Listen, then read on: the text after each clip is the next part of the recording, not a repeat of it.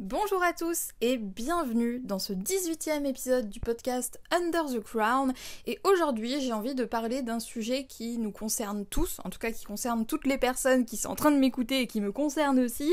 J'ai nommé la création de contenu. Donc si jamais vous m'écoutez, j'en déduis que vous êtes au moins entrepreneur du web ou au minimum créateur de contenu. Quoi qu'il en soit, vous avez du coup une grosse part de création dans le travail que vous avez à fournir de manière quotidienne, hebdomadaire, mensuelle. Enfin bref, la création de contenu en soi, c'est vraiment une grosse partie de notre business, une grosse partie de notre stratégie. C'est quelque chose qui est important de réussir à publier. Et souvent, de réussir à publier, souvent, je constate que pour certaines personnes, c'est quand même un petit problème. Alors moi, je touche du bois pour l'instant, hein. J'ai pas vraiment ce souci-là. D'ailleurs, c'est pour ça qu'on me surnomme assez souvent la queen de la productivité, parce que j'arrive à publier beaucoup de contenu, à créer beaucoup de contenu, sans pour autant travailler beaucoup. Parce que souvent on se dit on doit créer beaucoup, donc ça doit demander beaucoup de temps, beaucoup d'énergie, etc. C'est pas forcément vrai, en tout cas dans mon cas ça l'est pas. Vous le savez si vous me suivez, si vous suivez mes aventures depuis un petit moment, vous avez dû remarquer que moi j'ai vraiment un rythme de publication de contenu qui est extrêmement soutenu, c'est-à-dire que moi toutes les semaines il y a 3 articles qui sont postés, un nouveau podcast comme celui-ci qui arrive le lundi, une vidéo qui arrive le vendredi, et chaque jour j'envoie un email, donc il y a 7 emails en plus de ça chaque semaine. Et tous les mois, je sors une nouvelle formation, 1 à 2 en fonction des mois. Donc forcément, vous voyez, il y a quand même un volume de travail qui paraît énorme. Mais en soi, en termes de temps, en termes de quantité, moi, ça me prend pas beaucoup de temps, en fait, de faire ça. C'est-à-dire que moi, mes journées, mes grosses semaines, c'est des semaines où je vais travailler 3 heures par jour avec 2 jours de repos. Donc, vous voyez qu'on n'est vraiment pas sur un volume de travail qui est vraiment conséquent. Et souvent, je me rends compte d'ailleurs que je travaille beaucoup moins que la majorité des entrepreneurs. Les 3 quarts de mes semaines, c'est des semaines de 10 heures, voire moins de 10 heures, parce que j'aime bien glandouiller, j'aime bien profiter de la vie, j'aime bien faire d'autres choses que travailler, et ça m'empêche pas d'avoir quand même ce rythme de publication. D'ailleurs, j'en profite pour vous dire que si jamais vous voulez en savoir plus sur mon process de création, sur comment je m'y prends pour mettre autant de contenu et aussi souvent, il y a ma formation Catapulte à contenu où je vous explique comment faire pour publier jusqu'à 3 contenus par jour qui se trouvent dans la barre de description si jamais ça vous intéresse. Mais ici, dans ce podcast, j'avais envie de parler du fait de créer sans souffrance, parce que je me rends compte que ce qui pose un gros souci en termes de productivité chez la majorité des créateurs de contenu, des entrepreneurs, qui sont justement épatés entre guillemets par mon rythme, c'est le fait que eux, ils ont cette mauvaise habitude, j'ai envie de dire, de créer dans la souffrance. C'est-à-dire que l'idée même de je dois rédiger un article, je dois publier une vidéo, etc., dans leur tête, il y a une sonnette d'alarme qui s'allume et ils se disent oh là là, au secours, va falloir que je travaille, ça va être dur, ça va être long, ça va être chiant, etc. Et moi, j'ai envie de parler de ça parce que je pense que c'est un souci. Si jamais on fait cette association-là de créer égale souffrance, forcément on va être moins productif, forcément ça va nous prendre plus de temps et forcément ça va être beaucoup moins agréable. Le plus triste dans cette histoire, c'est que à la base, je pense comme pas mal de personnes qu'on s'est lancé parce qu'on aimait créer, parce que c'était quelque chose qui nous procurait du plaisir. Et peut-être que le fait justement d'avoir mis en place un business tout autour de ça, ça a créé une certaine souffrance finalement dans le fait de créer du contenu. Alors c'est pas très français, mais j'espère que vous avez compris où je voulais en venir. Ce que je voulais dire, c'est que d'un côté, on adore ça, créer du contenu, mais d'un autre côté, on a le sentiment que ça nous demande un effort considérable. Et du coup, dans ce podcast, je voudrais vous donner mes meilleurs conseils, mes meilleures astuces pour que créer ne se fasse plus dans la souffrance. Parce que quand créer se fait dans la souffrance, forcément, c'est difficile d'imaginer qu'on puisse publier autant que moi, finalement, en ayant une vie stable, en étant tranquille, en étant chill et zen les 3 quarts du temps. Et pourtant, c'est pas impossible, puisque, encore une fois, j'en suis la preuve. Moi aussi, je suis passée par ces phases-là, avant d'avoir cette organisation-là, avant de réussir justement à maintenir ce rythme-là que je tiens depuis quasiment 1 an, j'avais du mal. J'avais ce moment où en fait, il y a eu des moments comme ça où créer finalement ça devenait une souffrance, ça devenait quelque chose que j'avais pas envie de faire, je trouvais ça lourd, je trouvais ça chiant, etc. D'où l'importance pour moi de parler de ça avec vous, parce que je pense vraiment que les 3 quarts de problèmes de productivité et de production de contenu en général sont générés par le fait qu'on associe ça à un moment où ça va pas être agréable, où ça va être dur, où ça va être laborieux, etc. Et du coup ici j'ai eu envie de vous donner 10 conseils pour ne plus le faire dans la souffrance, 10 conseils pour que ça redevienne pour le coup un plaisir pour vous de créer du contenu et pour que vous puissiez maintenir un rythme régulier de publication sans pour autant être dans la souffrance permanente. Donc bref, on va attaquer tout de suite et je vais démarrer avec mon premier conseil qui est un des principes que je suis, un des principes fondamentaux qui résume pas mal mon business et dont je vous parle très très souvent. C'est cette idée qu'il faut vraiment comprendre qu'il y a une différence entre glandouiller et avoir l'impression de glandouiller. Pour ceux d'entre vous qui ont suivi la formation Optimize Kingdom, vous savez que c'est l'un des principes clés de mon organisation. De mon point de vue, avoir l'impression de glandouiller et glandouiller, c'est deux choses complètement différentes. Quand on a l'impression de glandouiller, ça va nous donner le même sentiment en fait que si on ne faisait rien. Donc quand on a l'impression de glandouiller, on a l'impression qu'on travaille pas, grossièrement dit. Du coup, on va tirer du plaisir en fait, et on va pas être dans le forcing, on va pas être dans l'effort, on va pas être dans la souffrance puisqu'on n'aura pas l'impression d'être en train de travailler. Et si on n'a pas l'impression de travailler, on peut travailler plus sans s'en rendre compte et donc en minimisant les efforts qu'on injecte justement dans la tâche qu'on est en train de faire. Et pour moi, ça, c'est quelque chose d'essentiel à comprendre si jamais on veut éradiquer la souffrance de la création, c'est que si créer redevient un plaisir, on va fournir beaucoup moins d'efforts pour créer et du coup, on n'aura pas l'impression d'avoir une grosse journée où on a dû créer plein de trucs, etc. parce qu'on aurait eu le sentiment d'avoir glandouillé en permanence. Donc ça, c'est l'idée numéro 1 que je voulais partager avec vous parce que je pense que c'est très très important ici. C'est peut-être justement le fait de voir ça de cette manière-là qui va vous permettre de vous réconcilier avec la création, de faire en sorte que ça redevienne encore une fois un moment de plaisir et non pas une source de souffrance, une source d'angoisse, une source de pression. Ensuite, ce que je voulais dire, c'est que ce que vous devez faire en fait déjà pour réussir à réduire la souffrance liée à la création, c'est déjà de comprendre ce que vous aimez le moins et essayer de comprendre pourquoi ça vous dérange à ce point-là. On a tous des raisons différentes de procrastiner et souvent quand on procrastine, c'est quand on a quelque chose à faire qu'on n'a pas envie de faire. Ça peut être quelque chose même qu'on adore faire, mais qu'on n'a pas envie de faire parce qu'on s'imagine que ça va être chiant, on s'imagine que ça va être long, on s'imagine ou alors on se met la pression parce qu'il y a trop d'enjeux, mais je vais y revenir un petit peu après. Bref, il y a des tas de raisons qui vous poussent justement à repousser l'échéance et si vous n'arrivez pas à publier du contenu régulièrement, vous êtes sûrement concerné par ça. Donc il faut déjà se poser la question, qu'est-ce que j'aime le moins créer ? Est-ce que j'aime le moins les articles, est-ce que j'aime le moins faire des vidéos, est-ce que j'aime le moins les posts Instagram, etc. Et aussi se poser la question de, ok, j'ai repéré que ça, j'aimais pas le faire, mais pourquoi je n'aime pas le faire ? Qu'est-ce qui me dérange là-dedans ? Qu'est-ce qui fait que ça rend ça laborieux pour moi de me dire il faut que je crée un contenu sur telle ou telle plateforme ? Alors il y a tout un tas de raisons, moi là je vous donne les miennes parce que comme je vous l'ai dit, je suis passée par là. Moi je me suis rendu compte par exemple que d'écrire des articles SEO, à un moment donné ça m'avait freiné, ça m'avait saoulé parce que il y avait trop de contexte, c'était long, c'était chiant, c'était prise de tête pour moi, etc. Et du coup je me suis dit je vais arrêter en fait tout simplement de faire ça parce que finalement c'est pas le format que je préfère. Il y a plein d'autres formats du coup comme le podcast, la vidéo, les emails, etc. qui sont beaucoup plus agréables pour moi et le fait en fait tout simplement de me poser la question, de me dire ok qu'est-ce que j'aime pas faire et pourquoi je n'aime pas le faire, ça m'a permis de à la fois mieux comprendre mon fonctionnement et à la fois du coup m'ôter des barrières sur ce que j'avais envie ou pas envie de faire. Parce que il faut pas oublier un truc, c'est que être entrepreneur, être solopreneur, c'est apprendre à travailler avec soi-même. C'est pas parce que vous êtes tout seul que vous devez réussir à tout faire, etc. On a tous, et c'est mon troisième point, on a tous des zones de génie. C'est-à-dire que moi par exemple je vais adorer écrire des emails, mais ce sera peut-être pas la même chose pour vous. Il y a d'autres personnes qui vont adorer faire des vidéos et d'autres qui n'aimeront pas ça, etc. On a tous un format de prédilection comme ça qui nous plaît plus que les autres et je pense que c'est très important de se concentrer, de se focus un maximum sur ce format-là. Il faut pas se forcer en fait à adopter un format qui ne nous convient pas et qui ne nous plaît pas parce que forcément ça va créer une résistance, ça va créer une souffrance et ça c'est pas bon, surtout si à l'arrivée en fait on se crée tellement de petits trucs comme ça qui nous stoppent que finalement on n'a plus envie de rien faire en fait.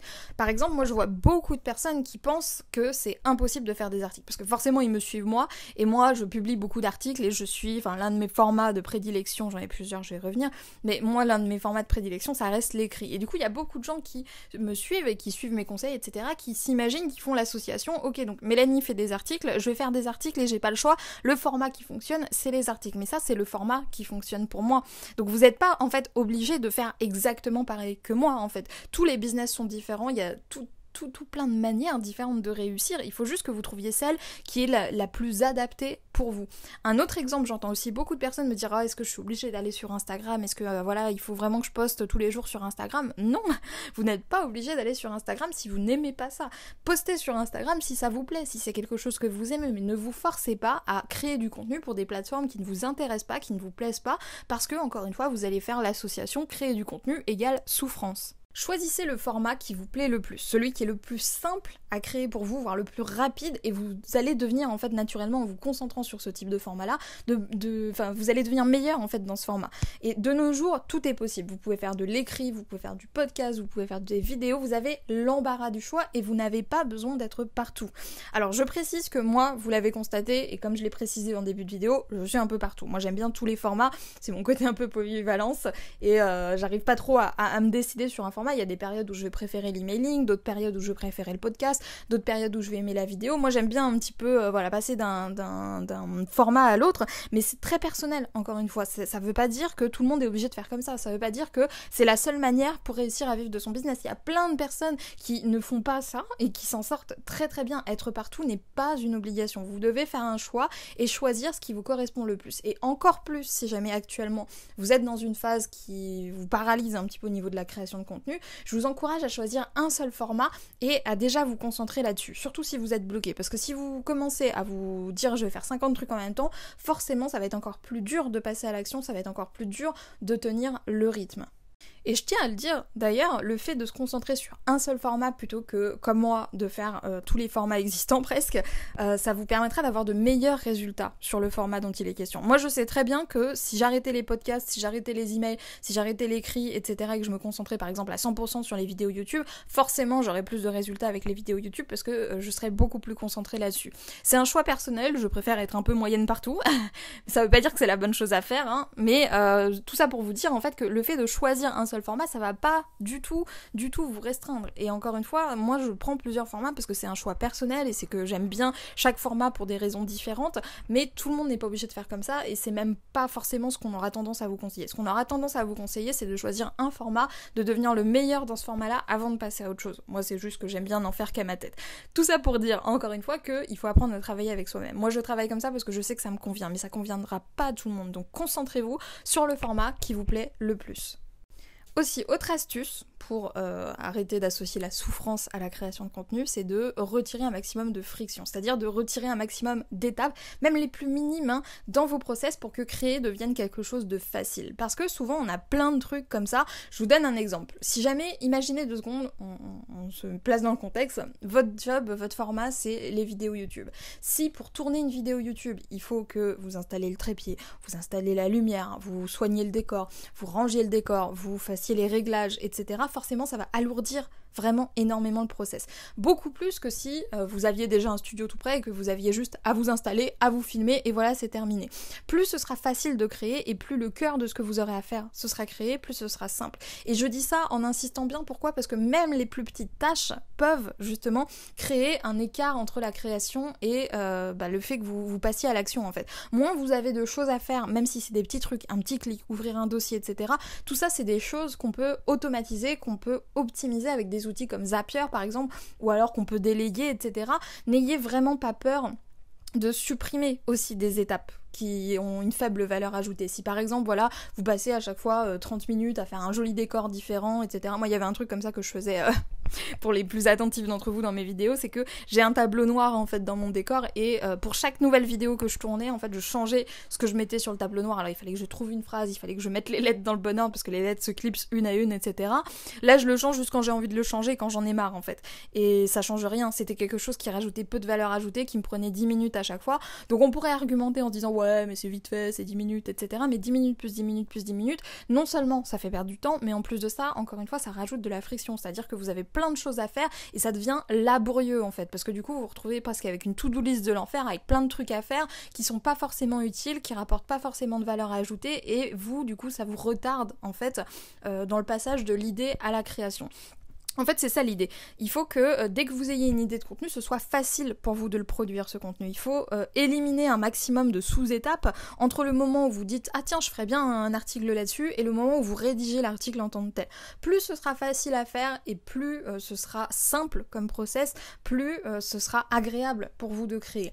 Moi, c'est typiquement comme ça que j'ai réussi en fait à rédiger des emails tous les jours, à faire des vidéos, tout ça, parce que j'essayais à chaque fois de retirer un maximum de petites étapes qui prenaient la tête comme ça et j'essaye de ne pas m'en rajouter, en fait, de ne pas me rajouter de travail, de faire simple, efficace, court et pratique pour moi. Plus ce sera facile de créer du contenu et plus vous aurez envie de vous y mettre.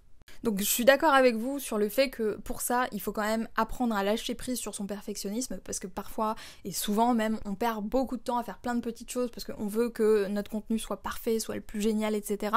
Il faut lâcher prise sur son perfectionnisme, j'ai du mal, parce que fait, c'est mieux que parfait. Hein. Et ça, c'est vraiment ce qu'il faut garder en tête, c'est que fait, c'est mieux que parfait, en particulier quand on veut être régulier dans la création de contenu. C'est pas possible de créer un contenu parfait. On peut faire du très bon contenu, mais ça n'a pas à être parfait. Personne n'attend de vous que ce soit parfait. Donc allégez vos process, faites en sorte que ça devienne facile et non pas laborieux pour vous de créer du contenu.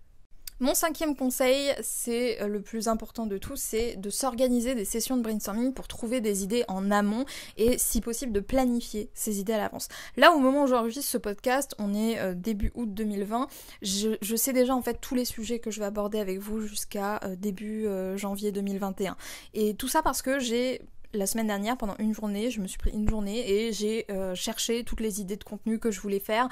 J'ai planifié tout ça sur ok, telle semaine je parlais de ça, telle semaine je parlais de ça, etc. Ce qui fait que là, tous les contenus que j'ai à créer jusqu'à l'année prochaine, je sais de quoi je vais vous parler. Alors ça ne veut pas dire forcément que ce sera toujours ces sujets-là que je vais prendre sûr et certain. Si jamais entre-temps j'ai une meilleure idée qui me vient ou quelque chose qui me paraît plus intéressant à faire, je peux modifier mon idée, mais au moins j'ai une base. C'est-à-dire que si jamais je manque d'inspiration, on sait pas ce qui peut se passer, hein, mais je manque d'inspiration ou je sais pas quoi faire, de toute façon j'ai déjà des sujets qui me parlent, que je me suis planifié et je sais déjà de quoi je vais parler. Et ça me fait gagner non seulement un temps ouf, mais ça me fait gagner aussi une énergie, un temps de pensée qui est quand même pas négligeable.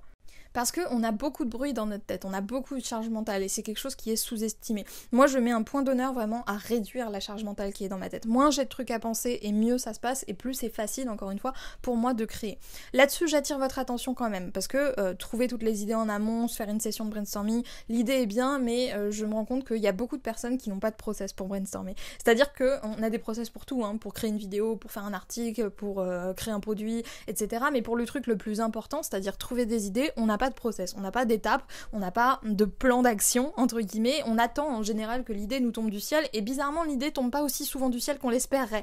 Donc ça c'est une erreur que tout le monde fait, et c'est pour moi ce qui explique que certaines séances de brainstorming que les gens essayent de faire ne soient pas assez fructueuses, et ne rapportent pas assez d'idées, ou rapportent de mauvaises idées. Donc moi je vous encourage vraiment à trouver un process pour organiser ces sessions de brainstorming. Si vous ne savez pas comment faire d'ailleurs, n'oubliez pas que dans Catapulte, tout le premier module est dédié à ça. Pendant 1 heure, je vous explique comment mettre en place ces sessions de brainstorming, des sessions de brainstorming efficaces, comment trouver des tonnes d'idées, quels outils utiliser pour trouver encore plus d'idées, etc. Vraiment, c'est quelque chose qui, moi, me permet de ne jamais manquer d'idées et d'avoir toujours des choses à dire et des choses à dire en avance puisque derrière, je le planifie. Donc je pense que ça aussi, c'est quelque chose qui retient encore une fois un peu de friction parce que vous n'avez pas cette étape de « ok, il faut que je trouve une idée de contenu ». L'idée, elle est déjà trouvée. Si jamais vous en avez une meilleure entre-temps, tant mieux, mais sinon, au pire, il y a déjà une idée de base qui est décidée et vous n'avez plus qu'à créer le contenu dessus. Donc ça fait gagner vraiment beaucoup d'énergie, beaucoup de temps et ça vous permet d'avoir un meilleur rythme dans la production de contenu. 6e conseil, évident mais sous-estimé, se créer un environnement propice à la création et à la concentration. Donc en fait, si jamais quand vous créez, vous êtes dans des conditions chaotiques, par exemple, voilà, vous êtes dans un endroit bruyant, dans le train, ou alors on est là en train de vous déranger toutes les 5 minutes, ou alors vous êtes mal installé, forcément, créer du contenu, ça va être laborieux. Alors que si vous vous mettez dans un endroit calme, bien décoré, sur une chaise confortable, etc., où vous n'allez pas être dérangé, vous allez être tranquille, vous pouvez vous mettre une musique que vous aimez bien, voilà, vous transformez vraiment à votre image le moment de création, la session de création en plein plaisir plutôt qu'en corvée chiante en fait. Vous pouvez vous créer des petits rituels comme ça. Par exemple, voilà, à chaque fois que j'écris un email, moi je prends mon petit café et je m'assieds tranquillement, je mets ma petite playlist et je suis contente. Et parfois c'est même des trucs tout bêtes. Par exemple, vous vous dites ok, je me rends compte que assise à mon bureau ça me saoule d'écrire des emails, alors je vais aller m'allonger dans mon canapé et je vais faire ça à moitié avachi parce que j'aime bien, mais chacun fait comme il le veut. Mais trouvez un endroit, trouvez un rituel, trouvez un moyen en fait de vous créer un environnement propice à la création qui transforme ça en moment, en instant de plaisir.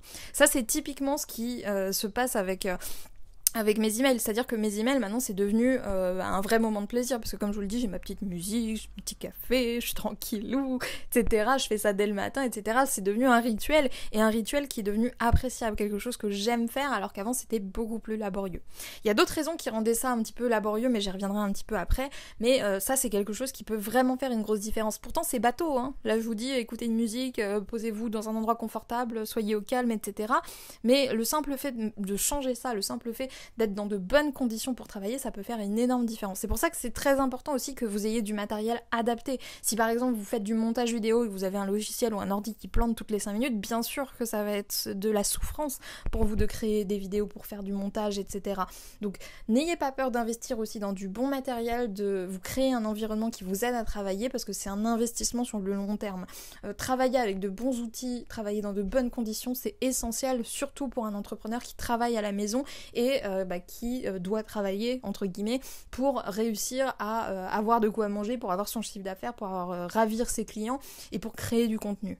Je sais bien qu'en fonction de la situation de chacun, on n'a pas tous la chance d'avoir un bureau, on n'a pas tous la chance d'avoir une pièce à part, etc. Essayez de trouver une solution par rapport à ça et n'ayez pas peur d'investir pour autant, de vous louer un Airbnb ou de voir si vous pouvez pas aller à un café ou ce genre de choses, parce que c'est quelque chose qui est essentiel de pouvoir travailler dans de bonnes conditions.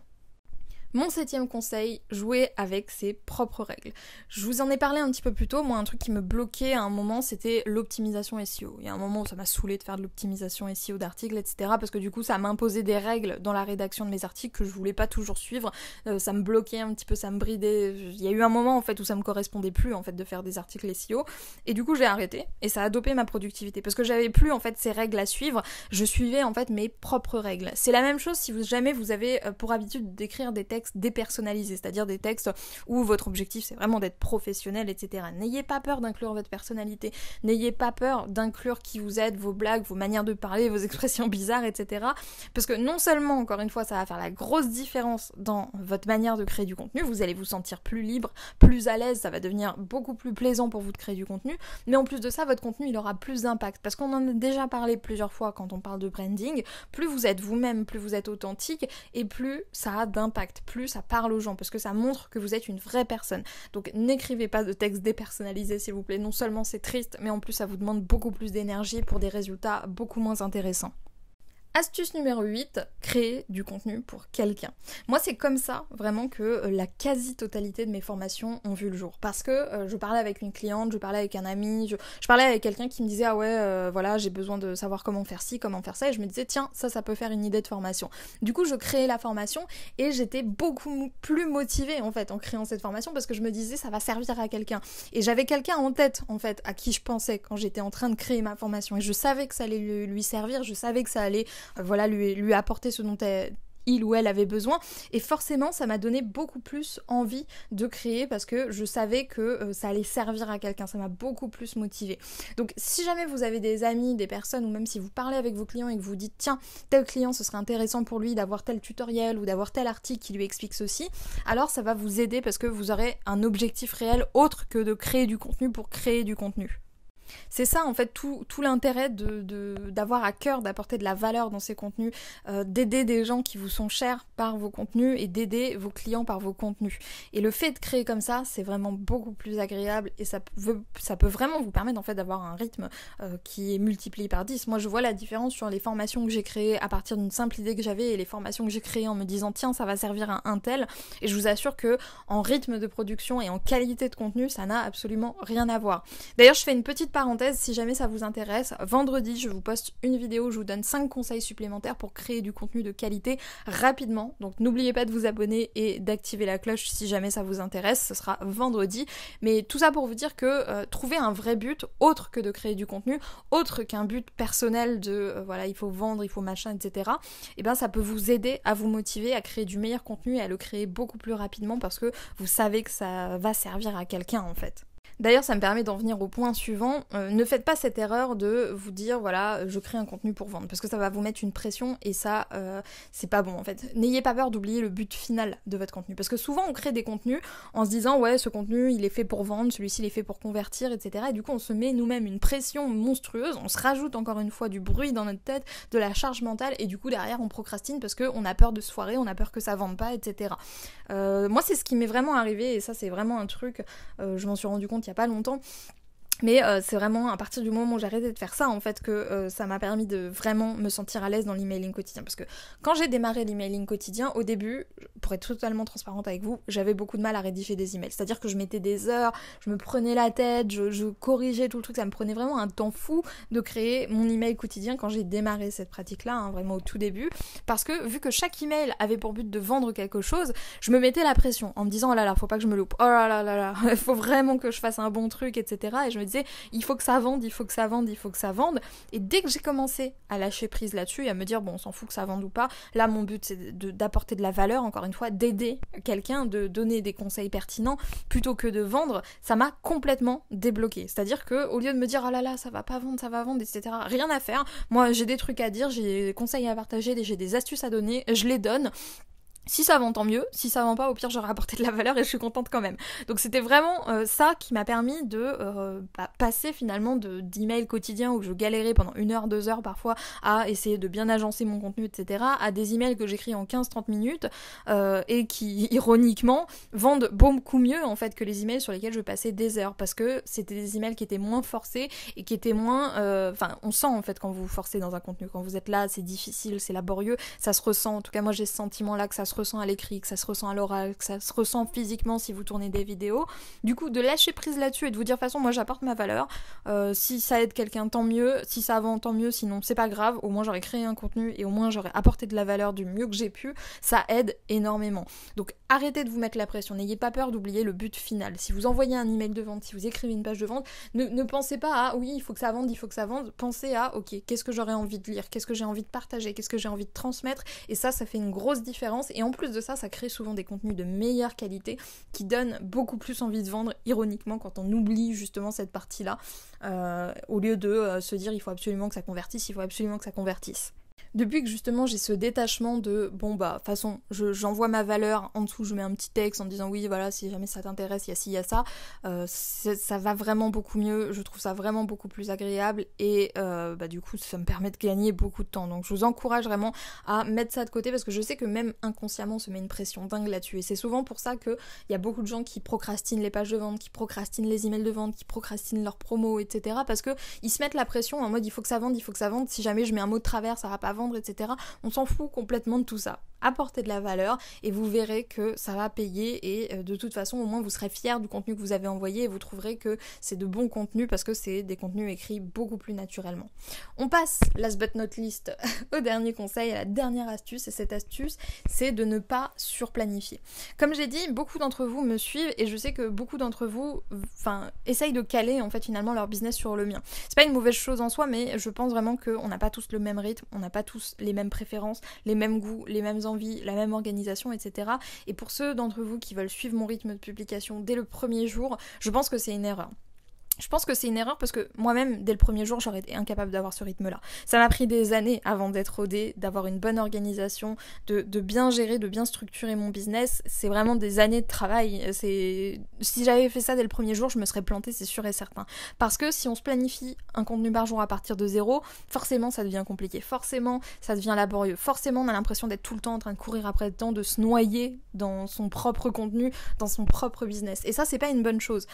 Au début, il faut se fixer des délais raisonnables. Vraiment, un article par semaine, un contenu par semaine, c'est génial pour commencer. Vaut mieux un article par semaine et s'y tenir plutôt qu'un article par jour, de réussir pendant 2 semaines et finalement après de complètement lâcher l'affaire, d'être à moitié en burn-out parce que c'était trop. Il faut être indulgent envers soi-même, il faut respecter en fait le rythme qu'on a et rajouter ensuite, bien sûr, si jamais on se sent rodé, la cadence, on peut l'augmenter, mais pas dès le départ. Commençons d'abord par un article par semaine, puis 2, puis 3, et voyons un peu comment, enfin voyez plutôt, je sais pas pourquoi je parle comme ça, bref, voyez comment vous pouvez améliorer par la suite, mais ne vous fixez pas des buts trop énormes, ne surplanifiez pas par rapport à vos compétences, parce que sur le papier tout est joli, on a envie de gravir des montagnes, de publier 50 milliards de choses, de faire 50 milliards de choses, et dans la réalité, on est des êtres humains, et les êtres humains, ça a la flemme, les êtres humains, des fois c'est fatigué, des fois on est de mauvaise humeur, des fois on n'est pas inspiré, etc. Et tout ça, il faut en tenir compte. On peut pas en fait lutter en permanence contre qui on est si jamais on veut travailler de manière saine, seul, chez soi, sur son business. Il faut apprendre encore une fois à travailler avec soi-même et apprendre à respecter qu'on n'est pas des super-héros, on est des gens qui ont la flemme, je l'ai dit, on est des gens qui n'ont pas envie et c'est ok, c'est pas grave. Il faut juste prendre conscience de ça plutôt que de se dire non, moi je suis parfait, je vais y arriver, de se dire ok, je vais y aller mollo pour commencer, si jamais mollo ça marche bien, là j'augmente, mais pas faire l'inverse et pas commencer tout de suite en se disant je vais publier ça et surplanifier encore une fois parce que le fait justement de vous dire ok je vais faire un article par semaine, au lieu de vous dire oh là là putain il faut vite que je me dépêche, il faut que je sois à jour, que je rate pas le coche, que je sois pas en retard, etc. Au lieu de vous dire ça, vous allez vous dire ok un article par semaine, finger in the nose, hein et ça va vous permettre surtout de prendre de l'avance. Et prendre de l'avance, c'est l'un des meilleurs trucs qui peut vous permettre en fait d'être bien organisé dans votre contenu et d'avoir un bon rythme de contenu. Parce que avoir de l'avance, ça vous fait gagner un truc génial, c'est que vous n'avez plus à créer dans l'urgence. Alors que si vous faites un contenu par jour, vous avez du mal à suivre la cadence, vous allez être tout le temps sur un flux tendu et vous dire oh là là, au secours, je vais pas avoir le temps, etc. Surtout dès le départ, encore une fois. Si jamais vous arrivez à prendre de l'avance, vous allez atteindre une certaine zénitude. Vous allez vous dire ok, j'ai le temps, pépouze, de toute façon le prochain article, tous les articles sont prêts jusqu'à le mois prochain, donc je vais pas me prendre la tête, j'y vais tranquille, etc. Et vous pouvez créer au moment où vous pensez que c'est le plus judicieux pour vous de créer. Vous pouvez créer en fait au moment où vous avez vraiment envie de créer, où vous dites ah là je le sens, là je suis motivée, là j'ai envie, etc. Et c'est pour ça que moi j'adore avoir de l'avance, que je suis à fond dans le batching, etc. On en reparlera dans la vidéo de vendredi, parce que ça me permet d'être zen, ça me permet de me dire ok, aujourd'hui ou même toute cette semaine j'ai pas envie de créer, c'est pas grave, mon avance elle me permet de quand même avoir des contenus qui se publient et si jamais j'ai envie de créer quelque chose, ce sera de meilleure qualité parce que j'aurais vraiment envie de le faire. Je vais pas le faire sous la contrainte en me disant ah là là j'ai pas envie mais faut que je le fasse, au secours, etc. Bien que ça puisse m'arriver, mais en soi c'est très très rare que ça m'arrive parce que j'ai tellement d'avance finalement que je peux même attendre la dernière minute pour faire ce que j'ai à faire parce que j'ai de l'avance quoi. Super conclusion Mélanie. Du coup, moi, ce que je vous conseille, c'est d'attendre d'avoir au moins un mois d'avance en vous fixant un rythme de 1 contenu par semaine avant de vouloir augmenter le rythme de publication, ou avant de vouloir augmenter votre cadence, de commencer par trouver un équilibre simple et ensuite à rajouter des contenus si jamais vous pensez que c'est pertinent, au lieu de vous fixer des objectifs de publication qui sont pas réalistes et qui vont vous décourager et encore une fois vous faire associer la création de contenu à la souffrance. À la base, créer du contenu, c'est censé être un moment plaisant, c'est censé être un moment qu'on aime, c'est pour ça qu'on s'est lancé, parce qu'on aimait créer, parce qu'on aimait proposer notre valeur, proposer nos contenus, etc. Si jamais vous en avez fait un moment de souffrance, c'est un problème, parce que c'est le cœur de notre métier en tant qu'infopreneur et créateur de contenu que de créer des choses. Il faut trouver ça agréable, il faut que ce soit un plaisir, parce qu'on s'est pas lancé pour faire des choses qu'on n'a pas envie de faire, on s'est lancé pour faire un truc qui nous plaît, et le truc qui nous plaît, c'est de créer du contenu. Donc il faut vous réconcilier avec la création. Et pour vous réconcilier avec la création, il n'y a rien de mieux que d'avoir une bonne organisation, il n'y a rien de mieux que d'avoir un process qui vous convient et qui vous rassure et qui vous permet de publier du contenu régulièrement sans arrêt courir après le temps et qui vous permet de prendre de l'avance et d'être à l'aise le plus longtemps possible et le plus possible. Et si vous ne savez pas comment mettre ça en place, si vous cherchez un process pour justement pouvoir envoyer un maximum de contenu de manière régulière sans être dans la souffrance, n'oubliez pas qu'il y a ma formation Catapulte qui vous explique justement comment moi je m'y prends et comment vous pouvez vous y prendre à travers mon propre process pour publier 1 à 3 contenus par jour sans souffrance, et ça se trouve ça bien sûr dans la barre de description.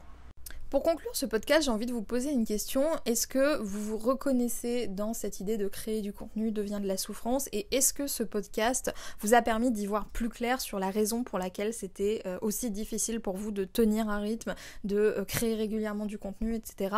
Est-ce que ça a fait écho chez vous, et si oui, de quelle manière? N'hésitez pas à me dire ce que vous en avez pensé dans les commentaires, ça m'intéresse beaucoup parce que je me rends compte qu'il y a bon nombre d'entre vous qui sont concernés par ce souci-là, et c'est dommage parce que souvent ce sont des personnes qui font du très bon contenu, qui se mettent une pression pas possible et qui se mettent dans cet angle souffrance, alors que en soi c'est censé être un plaisir, c'est censé quelque chose qui leur fait du bien et qui apporte beaucoup de valeur à leurs clients. Donc n'hésitez pas à me dire ce que vous en avez pensé dans les commentaires et à lâcher un petit j'aime de l'amour si jamais ce podcast vous a plu.